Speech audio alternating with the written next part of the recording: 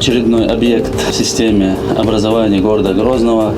Это спортивная площадка, куда входит футбольное поле, волейбольные и баскетбольные площадки, беговая зона, воркаут-площадка.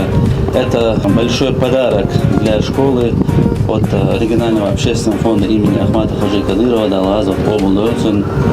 Созданы все необходимые условия для занятий спортом, физической культурой, что, безусловно, очень положительно повлияет на учебный процесс, на успех учащихся. Физическая культура воспитывает характер, поддерживает здоровье. Сегодняшнее открытие приурочено к 72-летию со дня рождения первого президента Чеченской Республики, Героя России Ахмата Хаджи Кадырова, который заложил фундамент светлого будущего нашего народа.